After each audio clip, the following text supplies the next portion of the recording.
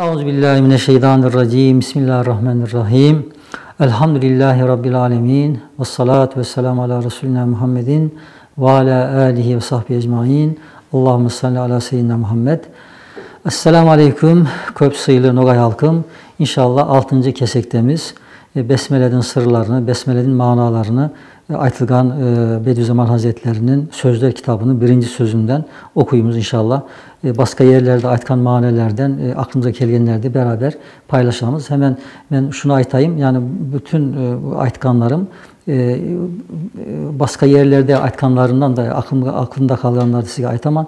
Yoksa işte bir de körgönümüz mesela, yani bu bilgenimiz bir mana, şu yerden yörüngenimiz bir manadı. Hayattan mesela değil mi? Yaşavdan körgön misaller boladı. Onlardan işte o misaller veremiz. Yoksa bizim bir şeyimiz yok. Yani ona basta aytayım. İnşallah bir de bir şey daha aytayım. Bizim elhamdülillah köyümüzde, avulumuzda hep Nogaç'ta konuştuk. Ama tabii Türkçe'nin şeyi oldu, bolgan yerimizde biraz tesiri oldu. Onun için yani biraz zayıf olabilir. Siz onlar bizde affettiniz inşallah. Yani işte kiyimge karamanız, yani kiyimge karamanız mana degenimiz hakikatten özüne karanız, kiyimine karamanız. Kiyim perşembe olsa da mana arı olabiledi. Onun için öyle bir yine antiparantez değiller ya, öyle bir açıklama etmek zorunda kaldım. Şimdi Naviye'de kalıbıdık. Hemen üyeden yine başlayak inşallah. Evet, işte ey mağrur nefsim, sen o seyyahsın, şu dünya ise bir çöldür. Tekrarlayman mecburen. Aczin ve fakrın hadsizdir, düşmanın hacatın nihayetsizdir. Madem öyledir, madem ki öyledir, şu sahranın malik ebedisi ve hakim ezelisinin ismini al. Yani Allah'tan vasıflarını, sıfatlarını ayttı. Demek şu sahra degeni, yani dünya sahrası, dünya çölü. Dünya çölünün ebedi maliki ve ezeli hakiminin atını al, onun korşalarına kır, nege? Ta bütün kainatın dilenciliğinden ve her hadisenin karşısında titremeden kurtulasın. Yani bütün kainat, bütün varlık, var bolgan ne bolsa onların tilevşiliğinden hem de her hadisenin bolgan herhangi bir ne bolsa işte onu karşılaşkanımız herhangi bir işte bela, musibet olur, hastalık olur, maraz olur, ne bolsa olsun onların karşısında titremeden kurtulasın dedi.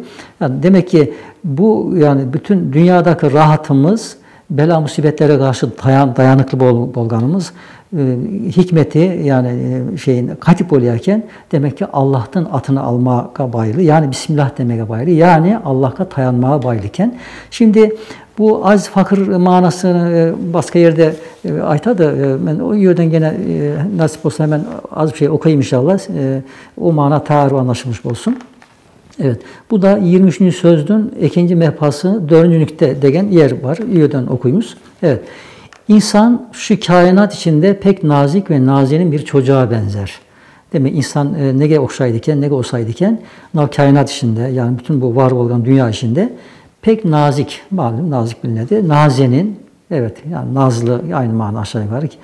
Böyle hani ballar şey olur ya, biraz hemen yılarlar hani, değil mi? Zayıf olurlar yani böyle.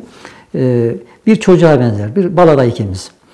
Zaafında büyük bir kuvvet ve azinde büyük bir kudret vardır. Demek ki çok acayip bir mana bu olur Naviyer'de.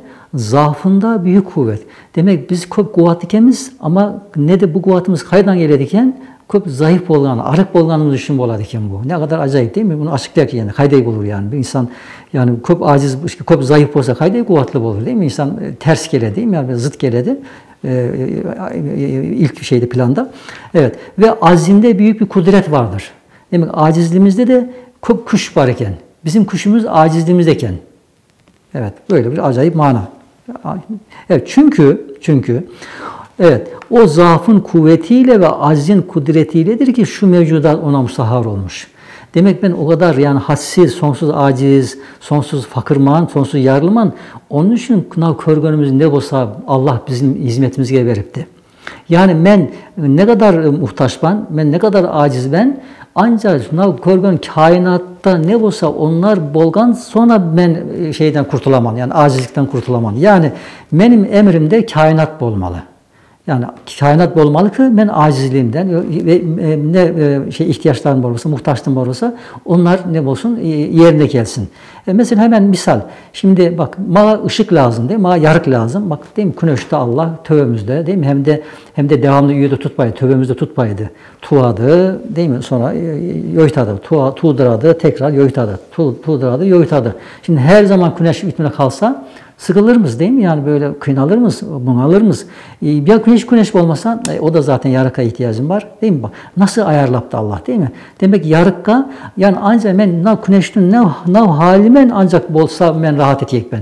Başka türlü olmaz. Başka türlü olamaz. Mümkün değil. Evet. Veyahut da sular mesela değil mi?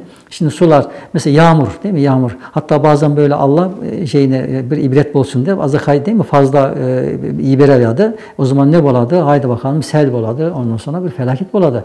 Bak yağmasa zor. Ya kop yağsa zor. O zaman bak tam ayarında. Yani yağmur bitip yağmalı. Ben de o zaman rahat edeyim. Güneş bitip olmalı. Ben sütüp rahat edeyim. Yani ne olsa mesela işte yaşanan yerimiz değil mi? Mesela toprağın üstünde yaşayayım. Mesela toprakta bir yer olması lazım. Toprakta olması lazım. Toprak olması lazım. Çünkü toprak olmasa mesela su olsa hadi bakalım. Kayıda turayak biz. Her yer tas olsa kayıda turayak biz. Her yer sert kaya olsa kayıda turayak biz. Değil mi? Bak Allah nasıl ayarladı değil mi? Demek ki yani benim bu işinde yaşanan hayatının devam ettirgenim, yaşamında devam ettirgenim ne şartlar var olsa, ne olacak olsa bak hepsi benim aldıma salınıptı. Şimdi bir de ayrıyeten benim mesela şimdi kursağım aşıgadı değil mi? Yani bak ihtiyacım var. Şimdi onlar da mesela onlar olsa da yiyeceklerim olsa da ama ben avcumda aşamasam ne hal olur ben? Ne terim o zaman değil mi? Değil mi? Çenem oynamasa değil mi? Yani böyle işte hareket ettiremezsem, hadi diyelim yutamasam, yani yegenlerimi yutamasam ben ne terim ben? Değil mi? Hadi yuttuk diyeyim mesela o midemde şimdi o fabrika çalışıyordu şimdi. Mesela değil mi? Yemek yesek maşallah özümde aytaman değil mi? Gözümüz parlaydı. Hadi bakalım ye bakalım değil mi? Tolturamız. Ama üyede ne boladı? Bak hiç onu düşünmeyimiz değil mi? Bak o iş aklımıza gelmeydi. Halbuki üyede neler boladı. Bir biyoloji öğretmeni bir okutuşu aytıbı da onu anlattı. Hayran kaldım ben. Onlar yani yanıdan bir şey yani mesela onlar bu gözünden yani bu iman gözünden karansa o zaman ne kadar nimetler vardı. Şimdi demek ki Allah her zatta mala beripti ama her zatta bergenini bir de tam malı ayarlap beripti. Yani bu köp ayarlı, bu ayar köp önemli. Köp ayarlı. Ne değiller ona? Yaşam çizgisi değiller hani böyle. Mesela dünyadan bolgan yeri aynı hakeza. Şimdi mesela güneşten uzaklığı değil mi? Yani işte 150 milyon kilometre. Şimdi hadi 100 milyon kilometre olsa bak gene yanar mıyız? Yani hatta yani işte azakay yakın olsa yanar mıyız? Uzak olsa tonar mıyız? Yani böyle bir acayip şey. Yani öyle bir yerine akelip saldı ki Allah değil mi? Bak ne kadar rahat etemem. Demek ki bunların hepsi nege bütününe demek ben bak bu kadar muhtaç ban. Yani dünyanın o haline muhtaç ban. Ayga muhtaç ban. Suga muhtaç ban. Sudun o haline muhtaç ban. Güneşin o haline muhtaç ban. O ayarda bolgana muhtaç ban. Yani özünü bolgan yetmeydi. Ayarı da çok önemli. İşte o zaman ne kadar şimdi bunların hepsini sıralayak yan yana. 1, 2, 3 dep o zaman bu nimetlerin biz artından gelebilir miyiz be yani? Kaysını sayabilir miyiz? Onun için zaten Allah da aytadı. Siz deydi Allah'ın nimetlerini sayamazsınız deydi. Sayamazsınız. Evet. Şimdi demek ki benim acizliğim, benim fakirliğim, benim yarlığım o nispette yükön ki işte dünyanın şu halleri, kainatın şu hallerinin tamamı şu hallerime benim emrime verilipti. Yani bunu böyle anlayak yani böyle. İnşallah yeni yerde bir ara vererek inşallah anam kesekte inşallah bu kavganın yerimizden devam ederiz. Ben kaytara yine hürmetlerini sunaman. Esselamu Aleyküm ve Rahmetullahi ve Berekatuhu.